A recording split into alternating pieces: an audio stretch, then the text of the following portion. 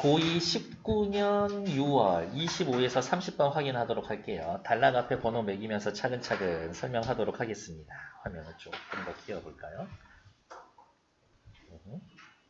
네, 아까 또 제가 말씀드렸던 내가 듣고 있는 과학 팟캐스트에서 이야기하는데 우리나라 고등학생들을 대상으로 설문조사를 해봤는데 진화론을 믿습니까? 라고 했었을 때 우리나라 고등학생들 진화론을 믿는 그 비율이 60% 조금 넘더라고. 과학인데. 이렇게. F는 MA 믿어요? 그게 사실이라고 과학적 지식이라고 생각합니까? 하면 거의 100% 나오는데 진화론이 과학이고 그것을 과학적 지식으로 믿습니까? 라고 물어봤을 때 60%도 안 나온다라고 하더라고요. 뭐 그렇다고 합디다. 고래의 유선형 몸매나 북극곰의 흰색 털처럼 하지만 북극곰의 피부는 새까맣지. 주어진 환경에 어울리는 생물학적 적응은 어떻게 일어났을까? 고래는 깍둑깍둑 뾰족하게 생긴 애들도 있기는 있었을 거야. 옛날에는. 근데 지금은 유선형으로 그런 애들만 살아남아 있고. 북극곰이라고 갈색 털 있는 애가 없었겠어? 있었을 거예요. 근데 걔네들 다 죽고 지금 살아남은 애들은 흰색 애들. 걔네들은 환경에 적응한 거지. 이러한 적응은 어떻게 일어났을까? 찰스 다윈은 종의 기원에서 자연 선택에 의한 진화를 그 해답으로 제시를 했습니다. 자연 선택에 의한 진화를 하다 보니 환경에 적응하게 되었습니다. 자연 선택이라는 거는 무슨 말이에요? 자연에 적응한 애들. 그거를 자연이 선택한 애들. 이렇게 표현해 준 거지. 개체의 번식에 도움이 되는 유전적 변이만을 여러 세대에 걸쳐 우직하게 골라내는 자연 선택의 과정이 결국 환경에 딱 맞는 개체를 만들어 낸다라는 것이다. 북극곰, 여러 개 종류가 다 다른 애들이 있어. 털이 하얀 애, 까만 애, 노란 애, 빨간 애, 파란 애, 뭐 초록색 털 있었을 거예요. 처음에는. 그랬는데 세대가 지나면서 어떻게 개체들이 하나둘씩 줄어드는 거지. 세대가 지나면서 개체가 하나둘씩 줄어드는 거지. 왜? 흰색 털인 애들이 가장 그 환경에서의 살기 적합한 애들이었었던 거야. 그러니까 걔네들이 살아남고 걔네들끼리 번식하니까 흰색 애들만 남게 되는 거지. 그러한 과정을 자연 선택이라고 합니다. 다윈은 자연 선택이 각 개체의 적합도, 즉 번식 성공도를 높이는 방향으로 일어난다고 보았습니다. 개체의 적합도, 즉 번식 성공도를 높이는 방향으로 일어난다고 보았습니다. 두 번째 단락 넘어갈게요.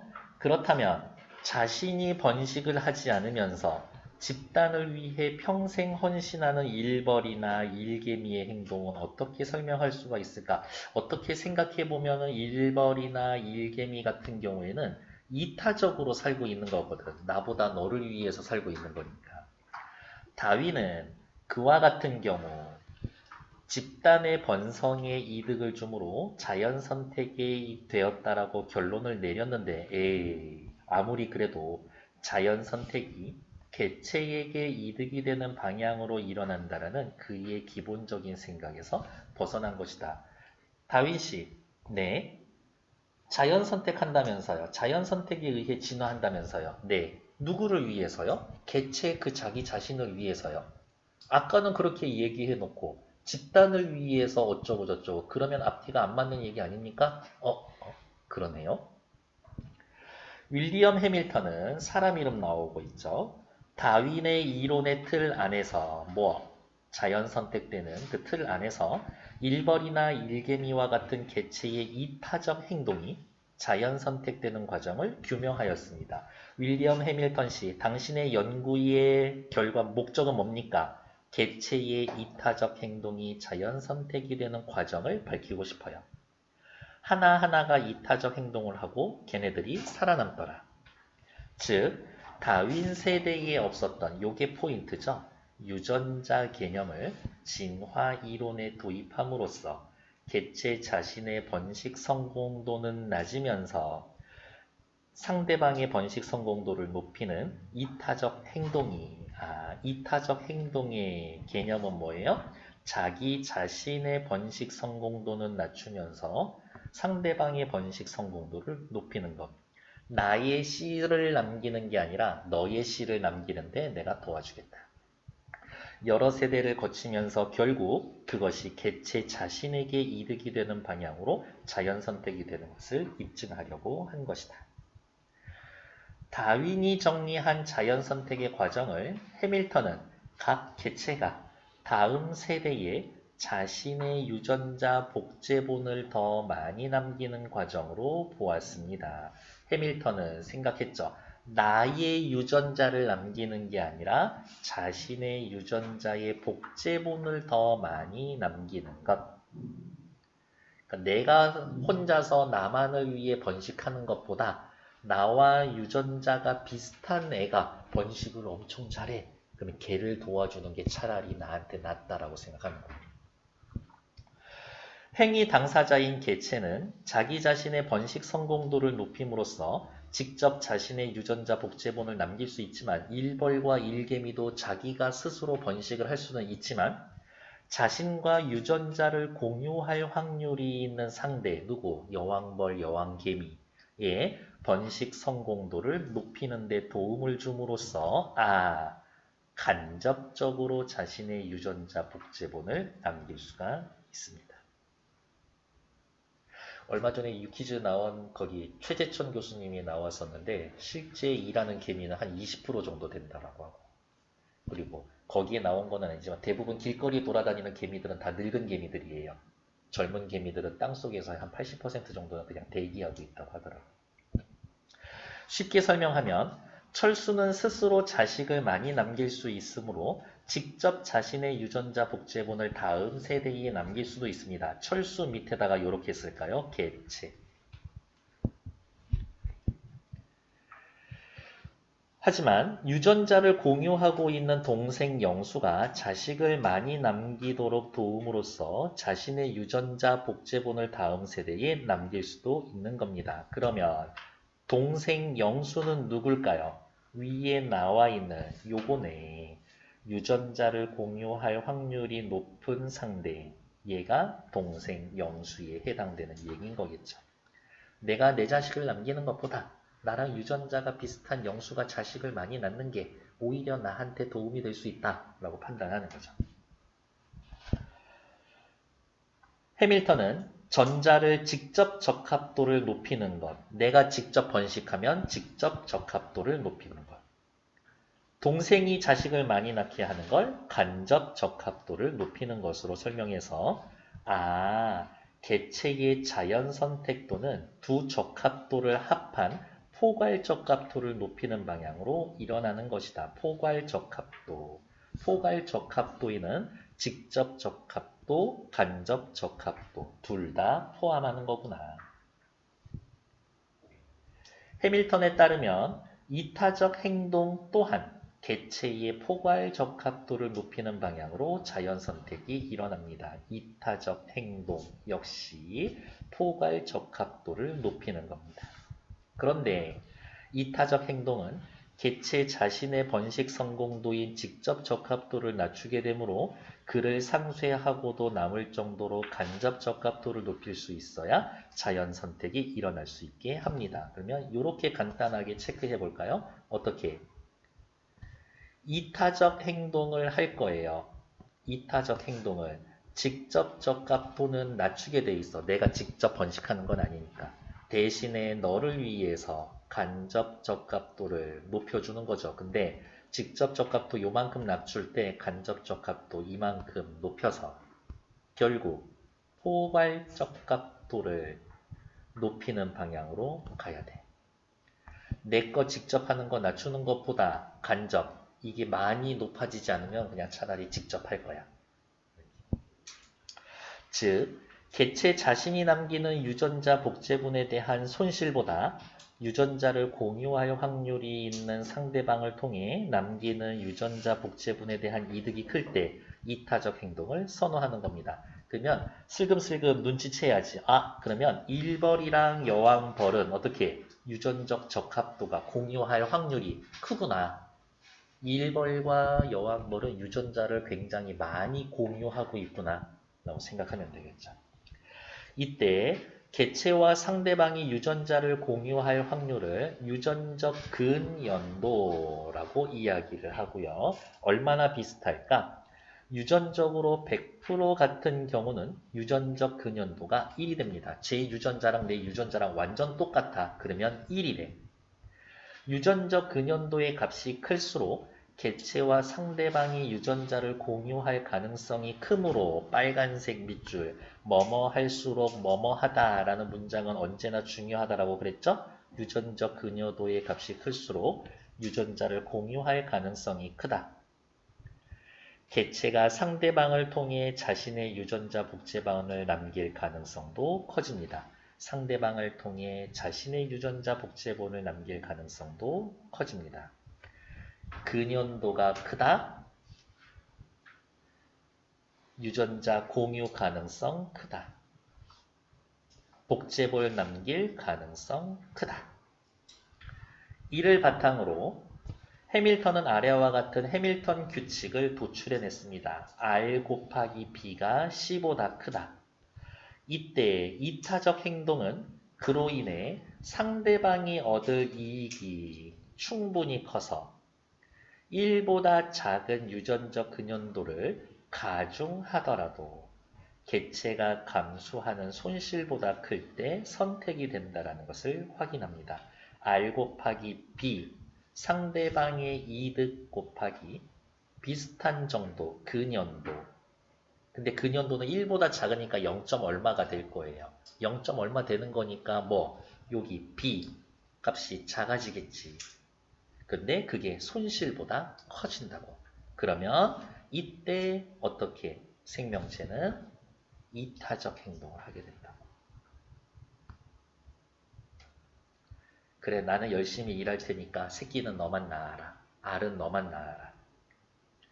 이런 해밀턴의 규칙은 이득, 손실, 유전적 근연도 세 가지 변수를 활용해서 이득, 뭐예요? B, 손실, C, 유전적 근연도, R, 세 가지 변수를 활용해서 이타성이 진화하는 조건을 알려줍니다. 언제 이타적으로 활동할 수가 있습니까? 얘가 7번째인가 보네.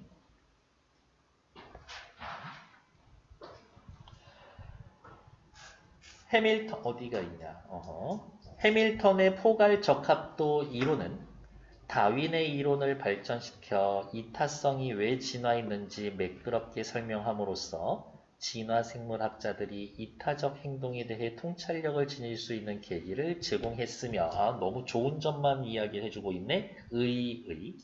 자연 선택이 유전자 수준에서 일어난다라는 점을 분명히 해서 진화에 대한 연구의 길잡이가 되었다.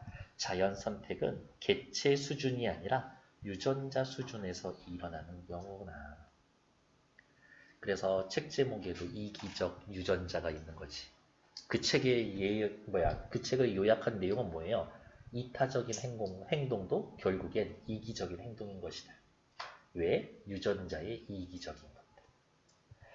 25번 문제 확인할게요. 윗글의 표제와 부제로 가장 적절한 것은 결국엔 뭐 찾으라는 거예요. 이 글의 주제가 뭡니까? 주제 찾아오란 이야기인 거죠. 누구 얘기하고 있어요? 제일 많이 나온 건 자연선택, 이타적인 거, 결국엔 이기적인 거였었지만 누구 말이 제일 많이 나오고 있어요? 해밀턴 씨 이야기가 제일 많이 나오고 있죠. 주제, 표제, 부제 찾는 거 어렵게 생각하지 맙시다. 각 단락별 핵심어 찾고 그리고 자꾸 또 누구 반복되는 말 찾아서 걔네들 꼭 들어가야 되나 보다 라고 생각하면 되지. 답은 5번. 이타적 행동이 자연 선택이 되는 이유 해밀턴의 이론을 중심으로. 해밀턴 이론의 핵심은 뭐예요? 개체 중심이 아니라 유전자 중심으로 생각하는 것. 26번 확인할게요. 윗글을 이해한 내용으로 적절하지 않은 것은 개체가 주어진 환경에 적응한 것은 사실은 지들이 잘 적응했다라기보다 자연이 선택해준 결과다. 맞는 얘기죠. 첫 번째 단락에 있었고요. 유전적인 근연도. 유전적 근연도 이 얘기 어디에 나와 있었어요? 6번째 단락에 나와 있었어요. 두 개체 간의 유전자를 공유할 확률을 의미합니다. 3번. 개체의 포괄 적합도를 높이는 데 기여하지 못하는 유전적 변이는 도태가 되겠지. 그렇죠. 개인적인 걸 낮추던 이타적인 걸 낮추던 간에 얘도 첫 번째 단락에 있었던 얘기. 해밀턴은 다윈이 살았던 시기에 없었던 개념, 유전자를 적용해서 이타적 행동의 진화에 대해 설명했습니다. 세 번째 단락에 있었고요. 답은 5번이겠네. 진화 생물학자들은 이타성이 진화하는 다양한 이유를 제시하여, 진화 생물학자들이 이타성이 진화하는 이유를 특별히 제시해 준 거는 아니지. 해밀턴의 이론을 뒷받침했습니다. 꼭 그런 거는 아니니까요. 그래서 틀린 얘기. 나름대로 연구한 거지 이타성이 어떻게 진화합니까? 이 얘기를 한 건 아니야. 이타성이라는 게 유전자 차원에서 벌어지는 일입니다. 라고 설명을 해줬었고 27번 A를 바탕으로 두 개체 사이의 유전적 근연도가 높으면 나보다 네가 번식해라. 이런 식이었었죠. 그러면 한번 찾으러 가볼까? 유전적 근연도가 높을수록 손실에 비해서 이득이 커지지. 내가 하는 것보다. 그래서 이타적 행동은 선택되기 쉬워요. 높을수록 이득이 크고 이타적 행동이 선택되기 쉬워집니다. 4번. 결국에 답은 이렇게 툭 자르면 1, 2 중에 3, 4, 5 중에 이렇게 있었을 텐데 어렵게 생각하지 말고 지문에 나왔었던 거 하나씩 넣어보면 되지. 옆에 거 28번 확인하러 갈게요.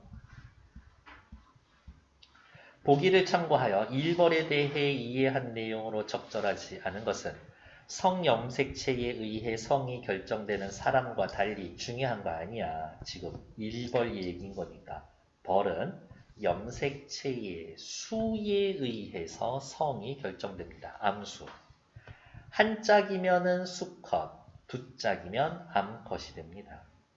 암컷들은 숫벌에게서 받는 한 짝의 염색체를 공유하고 나머지 한 짝은 여왕벌이 가지고 있는 두 짝의 염색체 중에서 하나를 물려받습니다. 그러면 이렇게 생각할까요? 뭐라고? 1벌은 유전자를 받아옵니다. 어디에서 받아옵니까? 숫벌에서 받아오고 그 다음에 또 누구한테서 받아옵니까? 여왕벌에게서 하나 받아옵니다. 수컷은 한 짝의 염색체, 여왕벌은 두 짝의 염색체. 그러니까 1벌은 숫벌의 염색체 하나, 그 다음에 여왕벌의 염색체 한 쌍을 가지고 1벌은 나타납니다. 암컷은 발육 과정에서 여왕벌과 1벌로 분화가 되는데, 암컷은 발육 과정에서, 그러니까 무슨 말이야? 태어날 때 똑같이 태어나. 그런데 여왕벌과 1벌로 분화가 되는데 1벌은 번식을 포기하고 이 여왕벌이 알을 낳을 거죠. 걔네들 누구예요? 결국엔 1벌은 번식을 포기하고 평생 친동생을 키우면서 삽니다. 이 얘기인 거지. 여기에 요 암컷은 여왕벌과 1벌이 될 겁니다. 누구에게서 태어날 거예요? 이 여왕벌에게서 태어나겠지. 이 여왕벌이 낳은 새끼들 전부 다 누구야? 이 1벌의 형제지. 이렇게. 여기 여왕벌 나온 애는 어떻게 해요? 분봉해서 이제 나가죠. 이렇게. 괜찮나? 벌은 또 특이한 게 뭐가 있냐면 여왕께 분봉이라고 해가지고 여왕벌을 하나 키운 다음에 이제 새로운 집단을 만들 거야. 그러면 그 원래 있었던 그 집에 살고 있던 여왕벌이 애들 데리고 나가. 새로운 애가 나가서 집을 찾는 게 아니라. 그렇다고 하더라고요. 시작해 봅시다. 1번. 1벌들 간의 유전적 근연도는 1이다. 그렇지. 왜? 물려받은 거 똑같으니까. 같은 수컷, 같은 암컷, 같은 여왕벌에게서 나온 애들이니까 1벌들 간은 서로 형제야. 그러니까 전부 다 똑같을 거예요. 유전적 근연도가 1이라는 말은 그런데 잘 생각해야지. 유전자가 완전히 똑같아야 된다. 근데 잘 생각할까? 뭐라고? 1벌은 숫벌에게서 한 쌍, 여왕벌에게서 한 쌍 받아오는데 전부 다 완전 똑같은 거 다 받아와? 그렇지는 않을걸요? 그러니까 다시 조금만 더 생각해 봤더니 근연도가 1일 수는 없겠구나. 수컷에게서 한 짝, 여왕벌에게서 한 짝 받아오는데 얘것 전부 다 똑같은 거를 다 같이 받아오지는 않을 거니까. 그래서 1번 틀린 얘기. 다음 2번. 일벌들은 직접 적합도, 이거는 뭐예요? 개체가 자기 스스로 번식하는 거죠. 근데 일벌은 자기 스스로 번식하지 않죠? 직접 적합도 0이지. 맞죠? 일벌이 살아가는 모습은 어떻게 보면은 그렇죠. 동생들을 돌봅니다. 이타적인 행동 맞고. 일벌은 어떻게 나보다 여왕벌이 혼자 알을 낳게 하죠. 간접 적합도를 높이는 방향으로 자연 선택했고요. 5번. 일벌이 친동생을 키우는 것은 그렇지. 결국 자신에게 이득이 되는 것. 뭐가 이득이 되는데? 자신의 유전적 적합도가 높은 애들을 남기는 거니까. 그러니까 5번도 괜찮지. 틀린 건 1번. 29번 확인하러 갈게요. 기억. 내용은 뭐예요? 간접 적합도를 높입니다. 간접 적합도를 높입니다. 왜? 그게 유리하니까. 뭐에 유리한데? 내 유전자를 남기는데 유리하니까. 직접 남기는 거 아니잖아요. 오케이. 나와 유전도가 비슷한 애들을 많이 남길 수 있으니까. 그런 얘기 찾으시면 되죠? 답은 5번. 다음 세대에 남기는 자신의 유전자 복제본의 개수에 영향을 미칠 수 있기 때문에 다음 세대에 남기는 자신의 유전자 복제본의 개수를 어떻게 증가시킬 수 있기 때문에 이렇게 말을 바꿔 쓸 수 있겠네요. 30번 문제 확인하러 갈게요. 밑줄 친 단어 중 A와 의미가 유사한 것은 여기에서의 일어나다. A 어디 있어? 이 일어나다. 번식 성공도를 높이는 방향으로 일어납니다. 번식 성공도를 높이는 방향으로 이러한 현상이 발생하다. 현상이 발생하다. 이러한 의미로 쓰여진 거 찾으러 가면 되죠? 사람은 일어나는 시간이 다릅니다. 잠에서 깨다. 이런 뜻이죠? 자동차가 일어났더니 흙먼지가 일어났다. 바닥에 깔려있던 흙먼지가 위로 솟구치다. 한류 열풍이 새로운 형태로 일어납니다. 한류 열풍이라는 현상이 발생합니다. 3번이 정답이죠. 심사 결과를 발표하자 큰 환호성이 일어났습니다. 여기에서의 일어난다라는 건 큰 환호성, 소리가 나다. 이런 뜻입니다. 그들은 자리에서 일어나다. 여기에서의 일어나다는 앉은 상태에서 서다. 이러한 의미로 쓰여져 있죠. 그래서 답은 3번. 됐을까요? 잠시만요.